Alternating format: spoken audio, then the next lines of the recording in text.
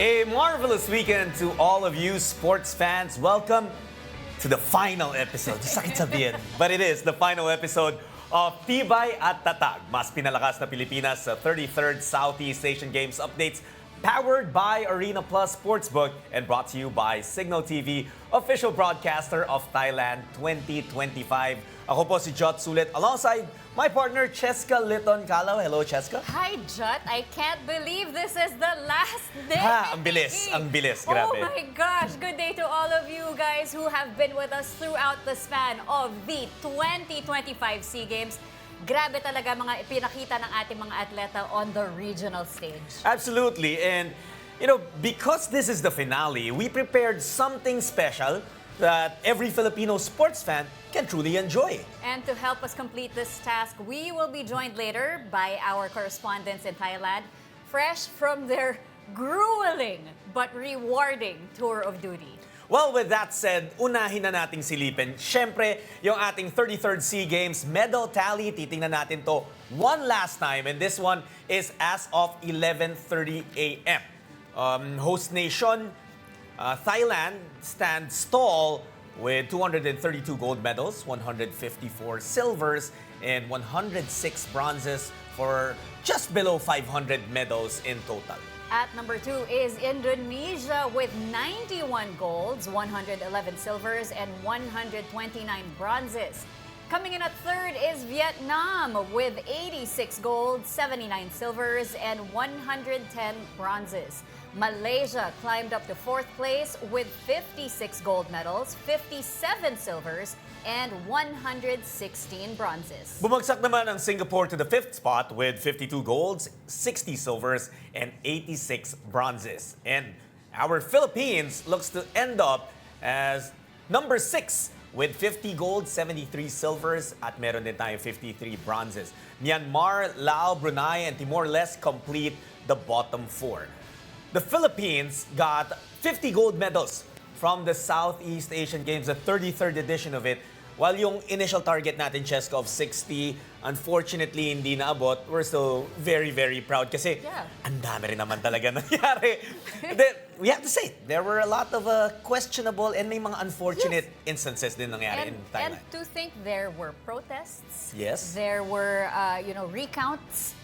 And there were really moments that the powers that be really fought for those medals. Yeah, to say yung sinabi mo, the protests, some of those protests actually went our way. Yes. And we thank, of course, bukod sa mga atleta, yung mga officials natin over there, making sure our athletes are protected and fought for. Yes. Well, Team Philippines still displayed its fair share of dominance in the Bayiñao meet. Here are just several Filipino athletes and teams who dominated their way to the top of the podium. EJ Obiena won a record 4th SEA Games gold medal in the men's pole vault. The pride of Tondo, Manila bested home Bet Patsapong Amsarang in what turned out to be a tense battle for the crown. Obiena came up clutch and cleared a new SEA Games record of 5.7 meters in just one try. His Thai competitor also cleared the same height, but needed 3 attempts. Obiena's fellow athletic stars John Cabang Tolentino and Hockett De Los Santos showed out as well in the men's 110 hurdles and decathlon respectively. Cabang Tolentino won the gold medal in spectacular fashion, and he broke a 10-year-old SEA Games record by clocking in at 13.66 seconds. He beat the old record by just 0.3 of a second.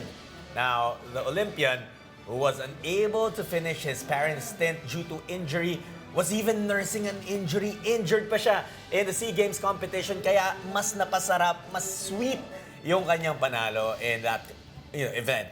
Okay, so our athletics team, the medal haul alone, okay, so 5 gold, 7 silvers, 19 bronze medals. Wow.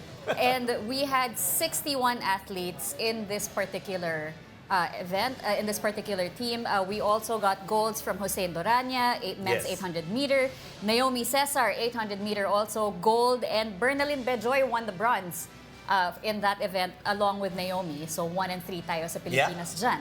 Robin Brown, silver. 400-meter hurdles, Lauren Hoffman, bronze 400-meter hurdles. And si John Cabang Tolentino, yun na nga you mentioned earlier, na he broke the SEA Games record and he broke the record of Thailand's athlete. Wow! That was set in the 2015 SEA Games. At eto rin si Hockey de los Santos. He had his own shining moment in the grueling two-day 10-event competition, receiving a total of 6,917 points. The Filipino decathlete bested silver medalist Singkon Sutisak of Thailand and Indonesia's Rejdan Idan Fauzan. De los Santos was a silver winner in pole vault during the 2023 edition of the Bainao Meet, and now he's at the very top of one of the most difficult sporting events to conquer. Hindi biro talaga yan na naabot ni Hawkins. So I think when I did the SEA Games updates with Boom, we listed down all the events of the decathlon. Nilista ko palang napagod na ako. So imagine if they... You really have to be tip-top condition, di ba? Imagine the kind of training and the time that you need to commit just to Totoo. train for all 10 events. My goodness. Grabe talaga yung mga atleta natin. Hindi nga tayo umabot sa isang event ever eh. Kahit yata sa intrams eh. Maglalakad na lang Tapos ako si pag Hockey de los Santos competing in 10 of those. Since dominance is the theme of the segment, it would not be complete without talking about the Philippine baseball team. It was a three-peat for the Filipino batters as they took down host nation Thailand in the finals, 5-3. On their way to the gold medal game, the Philippines ripped their opponents with lopsided victories, except for a tight preliminary match against the Thais. Still, the champs remained unscathed and continued to build a dynasty at the games. Well, the Philippine baseball team are devastatingly good. Just like the punching power of now 5-time SEA Games gold medalist, and he goes by the name of Yumir Marshall. The decorated Filipino boxer added another gold to his already growing and already large collection by outpointing Indonesian's Michael Robert Mosquita in the men's 80-kilogram division. The Indonesian fighter gave Marshall a good fight, but the latter knew exactly what to do to earn the hard-fought victory. Nung semifinals, Marshall had his highlight nung ni-knockout niya si Man Quang Nguyen of Vietnam.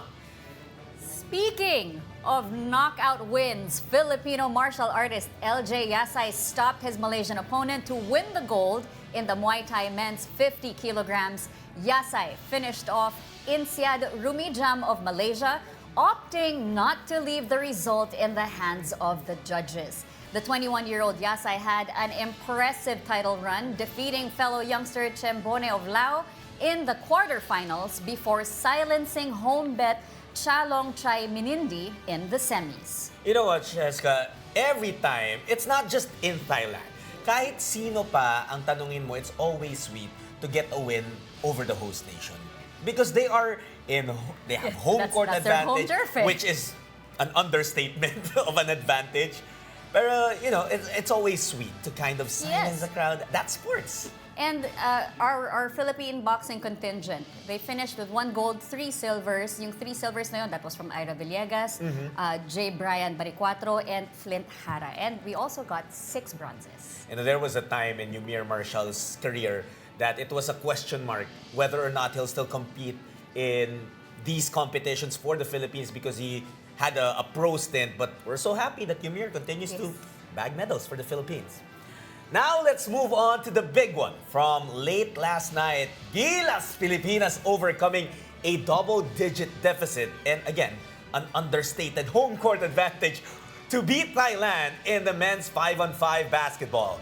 Gilas men never had a blowout win in this tournament but proved that they can get the job done even in the most pressure-packed situations, even when the calls weren't exactly going our way. And the final score here was 70-64 in favor of our Filipino 5. Down by 16 at one point, Gilas kept chipping away until Jamie Malonzo, 30 Ravenna, and Robert Bolick hit some big shots to pull us in front down the stretch. Despite the Thais being rewarded by a whopping 37 free throws, Gilas was undeterred and defended its crown in the Bainao Meet. Cheska, This is Can we just talk about how this is a lineup that went through so many Yes. changes because of the eligibility rules? There were a lot of attempts to make it difficult, at least for the Philippines, but difficult as it was, our boys still came out on top. There's the result. Yes. You can't contest that. And this was, again, as you mentioned earlier, they were down by as many as 16 points. But you can never count out the heart of these athletes. Absolutely. Especially when they know that it's a sport that they dominate in the region. Can we also highlight the fact that karamihan po ng mga atleta natin, di ba, in men's basketball, 5-on-5, they're playing overseas, Yes. they're playing the PBA na tumatakbo ngayon, but they took time out of their professional careers to represent flag and country. And of course, shout out to Coach Norman Black. Absolutely. Because his adjustments, his plays, his tactics, thank you so much, Coach. All right, when we come back, we are panning the spotlight to the history-making leading ladies of Team Philippines. Keep it here on Tibay at Tatag. Mas pinalakas na Pilipinas sa 33rd Southeast Asian Games updates, powered by Arena Plus Sportsbook and brought to you by Signal TV, official broadcaster of Thailand 2025.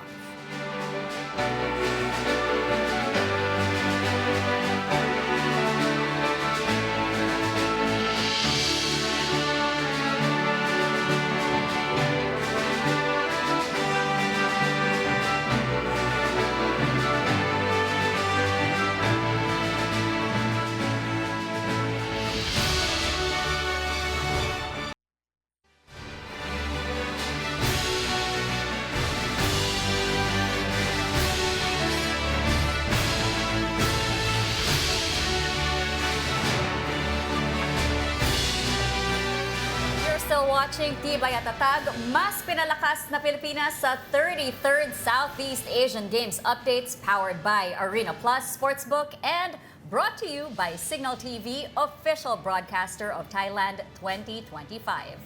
The female athletes of Team Philippines did not just do well in the 33rd Southeast Asian Games, they also rewrote history, or more appropriately, her story for the nation.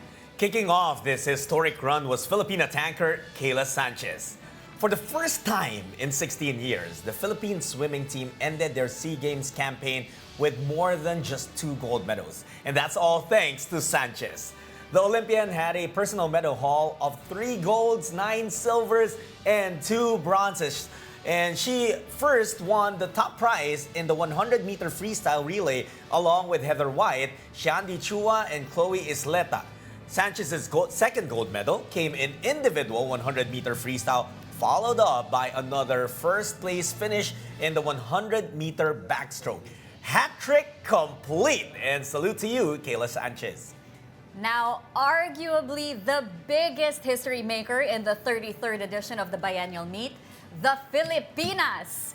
History was already made when the Filipina Booters reached the finals of the women's football tournament, but they wanted more. With indomitable will, the Filipinas dethroned 4-peat champion Vietnam and gave Philippine women's football its first ever gold in the regional competition, breaking the gold medal duopoly of Thailand and Vietnam in the said event. They did it in dramatic fashion, winning via penalty shootout 5-6, concluded by an iconic Olivia McDaniel save. Okay, please allow me to... The floor is yours, sorry. Jessica. You know, this is... Okay. First of all, Ina Palacios retiring from the national team after 18 years of service. Thank you so much, Ina. Hindi po biro maglaro para sa national team. 18 years! That is an entire adult. Okay? Yeah. Half of her life dedicated to it. And another player that we need to talk about is Hailey Long. 101 appearances for the national team. She is only one of only 3 Filipinos to ever suit up over 100 times for the Philippine national football team. The other 2, Phil Younghusband and James Younghusband. And we all know what Phil and James did for Philippine football as well. You know, I was sitting on that very chair when they clinched the gold, and Boom and I were doing our update show, and hindi namin mapigilan to just take a pause and, rightfully give that moment to the Filipinas. And, we're so ready for the Filipinas and all our Filipino athletes to come home and celebrate with you. Well, you know what? Just like the Filipinas, the female fighters of Team Philippines showed ferocity in their own gold medal matches. Islay Bumogao left her mark just yesterday with a golden performance in Muay Thai.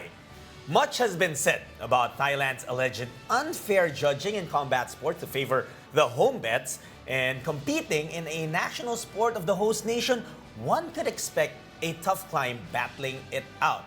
But Bumogao, on the other hand, was unbothered by it as she outpointed Thailand's Arisa Noniyad 29-28 to rule the women's 45-kilogram category in women's Muay Thai. Our Filipina got her second medal in the 33rd Southeast Asian Games following a silver in the Y Crew event.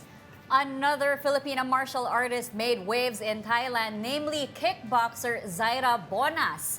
Like Bumogao, Bonas defeated a home bet to win her gold medal in the women's 48-kilogram low kick.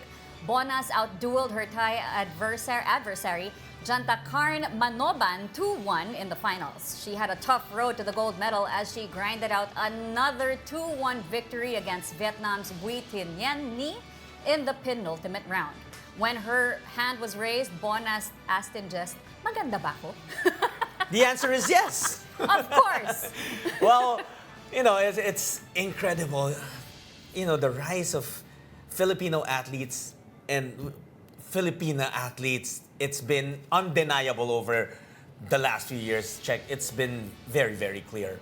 And we love seeing our female athletes thrive in these sports. And let's just talk about Bumogao's win and her journey to the finals was in dramatic fashion.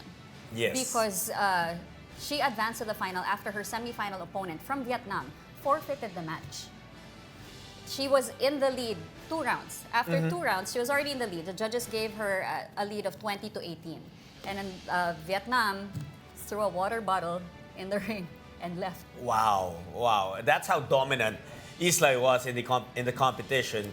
And, there's a lot more to cover. So from brutality, we go to grace with a look back on Jasmine Ramilo's dominant win in the rhythmic gymnastics women's all-around.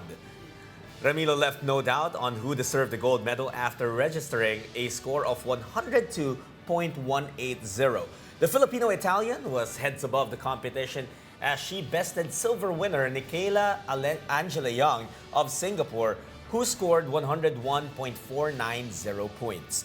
The third placer was Thailand's Piada Piramatkon, who was awarded 96.980 points. Ramilo just swirling her way to the top of the podium.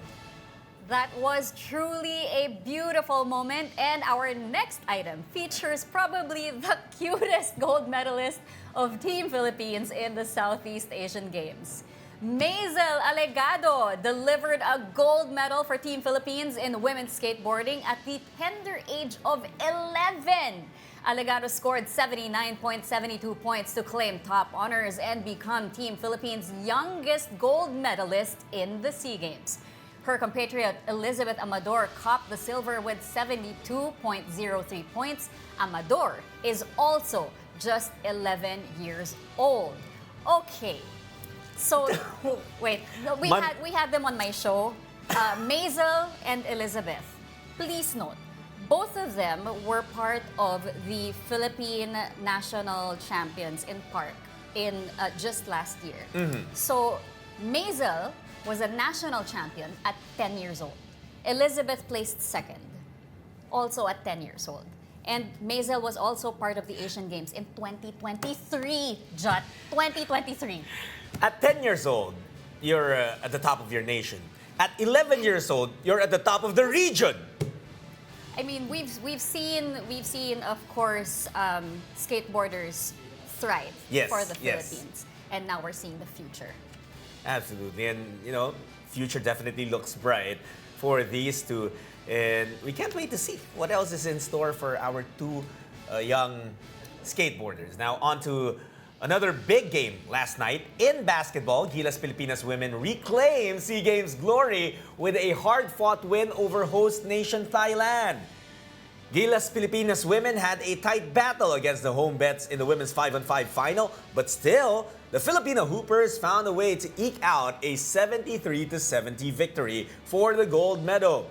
Gilas' bid for a three-peat was denied by the Indonesians in the previous edition of the Games, but this time, Gilas got the job done.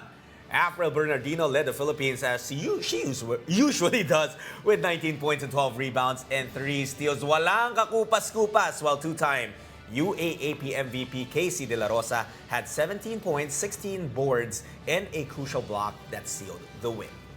Grabe. I mean, first off, April. April never gets old. Again, Coach Pat Aquino has so much trust in April, and for good reason. And I just want to say, so obviously Jack Animam was not part of the squad, Yes. but she was posting last night, congratulating everyone. You know that she was cheering that team on as well. Very much a part of the Yes. team. Diba? On paper lang wala sa roster, but her spirit, her heart But- was with Gilas Pilipinas women. But Congratulations to Gilas. Yeah. Grabe talaga. well, you know what? I think the paint is in good hands for Gilas Pilipinas women with Casey De La Rosa, that and fast here we rising go. star. The younger ladies joining the team, showing that they belong on that floor as well. Finally, we've got Alex Ayala and her breakthrough win for Team Philippines in the women's single tennis tournament. Ayala crushed her Thai opponent 6-1, 6-2 to win her first SEA Games gold medal and the country's first women's singles title at the SEA Games since 1999. The world number 53 was on point, and Mananchaya Sawangkayo could do little to slow down her surging opponent. Maricris Fernandez was the last Filipina to win the women's singles event in the biennial meet way back 26 years ago. Cecil Mamiit, meanwhile, was the last Filipino to win a tennis singles title at the Games when he ruled the men's category in 2009. What a year for Alex Ayala. It has been. 2025 is Alex Ayala's year. You know, we're going to be bringing a lot more updates to our viewers. When we come back, we'll have our tireless correspondents in Thailand share some of their fondest moments behind the game. So keep it here on Tibay at Tatag, mas pinalakas na Pilipinas sa 33rd Southeast Asian Games updates, powered by Arena Plus Sportsbook and brought to you by Signal TV, official broadcaster of Thailand 2025.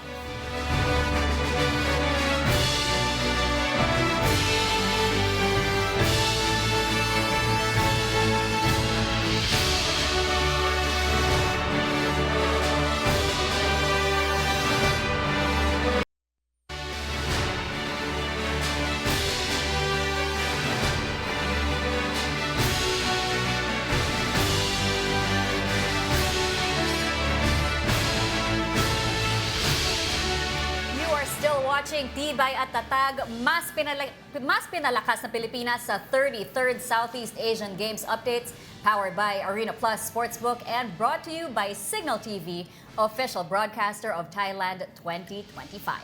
Cheska, throughout our show, our updates, there have been people straight from Thailand trying to bring us the news and the stories as the action happens. So it's only right that we bring them back here for our final episode.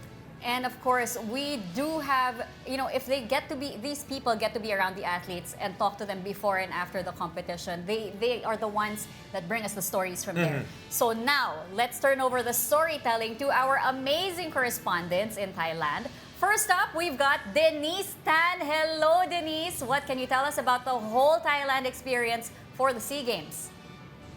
Hi, good afternoon, Check and Jot. You know what? It was honestly such an amazing experience. I mean, talking to the athletes, you can really feel how much pride they had carrying themselves, carrying the flag every time they stepped out into the field or into the stadium.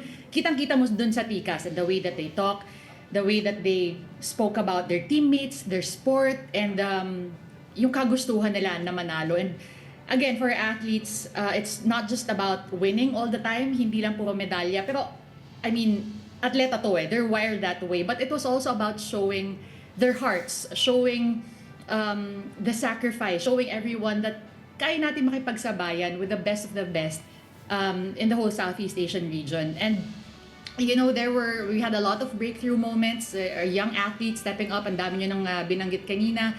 There were a lot of highs, a lot of golden moments, pero syempre nandyan din yung mga tough losses, ano.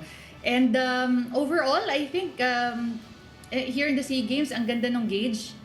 We showed how much we've progressed in Philippine sports. So I can honestly say I'm very, very excited and I can't wait to see what's in store for us in 2027. Check and jot. Thank you so much, Denise. Nakakatuwa talagang, marinig, and they embody the emotions also of the athletes over there in Ang Thailand. ganda ng sinabi ni Denise, kayang-kaya natin makisabay sa best of the best sa region. Absolutely, and we will continue to prove that. Thank you again, Denise. We'll see you, you Denise. very, very soon. Now, another correspondent of ours na marami ring mga kwento dyan. Let's bring in now Bea Escudero. Bea, how are you? And I'm sure you're tired, but I'm sure you also have more stories and more reports to share with us. Do you have Bea? We'll have Bea on in a while, but honestly, Cheska, nararamdaman din natin na yung pagod ng mga correspondents natin, but that's also their sacrifice na. Hindi biro Hindi. ang coverage ng Southeast Asian Games, especially now in Thailand, because we had over 1,600 athletes. The biggest, di ba, that we've ever That's had. so far the largest contingent the Philippines has sent in SEA Games history. So to all the correspondents that have been chasing stories, chasing athletes, and making sure that they share the stories with us, thank you so much. Yeah, absolutely. And now I think Bea is ready. We'll try to get Bea in again. There's Bea. Hi, Bea. Go ahead, Bea. Hi, Judd and Cheska. Good morning from Thailand. I agree with everything that Denise just shared, but if I may add, this whole SEA Games experience was quite unique for me for several reasons. Well, for one, it was my first ever SEA Games coverage.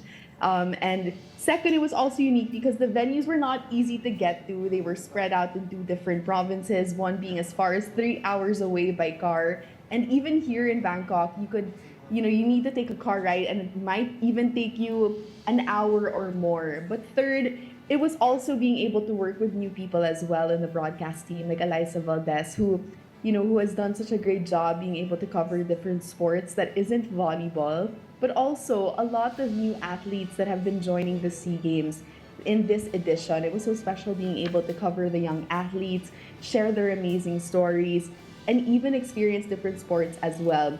And to just echo what Denise said, I'm also very excited for what is to come in Philippine sports. Cheska also mentioned about our women's football team, and that was so amazing to see our Gilas team as well. And, all of these different sports and young athletes, it's just that, parang the future is so bright for Philippine sports, which makes me so excited for what else is to come. And that was a great first time coverage of the SEA Games. No Bea. doubt. Yeah. Thank you so much, Bea Escudero. And lastly, we have someone who is a longtime Gilas correspondent and a boxing aficionado as well. This guy is one of a kind. Yeah. Kung si Bea, first SEA Games coverage. Si Carlo, Carlo yata, nakailan? 35th. 33 pa lang yung Southeast Asian Games.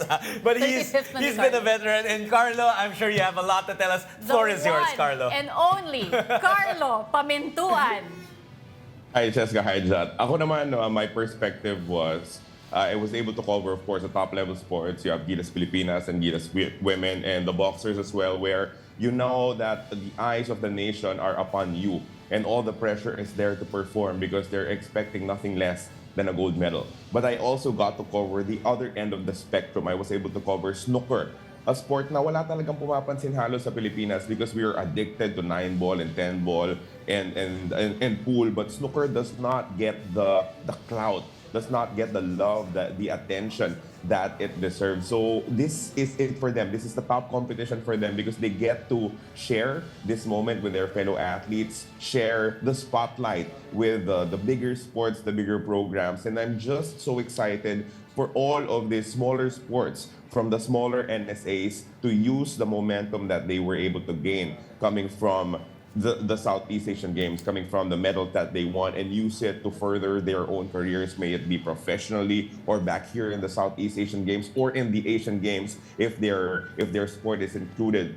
for the games in Japan next year. That is the excitement that is with our athletes, because it was a great experience. The camaraderie has been always there. Pag nakakita ka ng Pilipino, biglang napapangiti ka na lang because you know that you're there fighting the same fight, fighting for the same flag and representing the same people. For Gilas, it was just an amazing moment yesterday to witness them amidst all of the troubles, amidst all of the challenges, rise up and rise to the occasion and just focus and dial in on beating Thailand. And you know what, parang palaging nasasabi that it's offense that won that game, but really it was the defensive adjustments coming from Coach Norman that I think was able to secure that gold medal for the Philippines, especially from Ray Parks. Di natin masyadong pinag-uusapan yung depensa ni Ray, but he was able to shut down Freddie Lish, who has been consistently the top player for Thailand throughout this tournament. You barely heard his name in the gold medal match because of Ray Parks. And how about Jamie Malone? So just showing us that he wanted it more than everyone.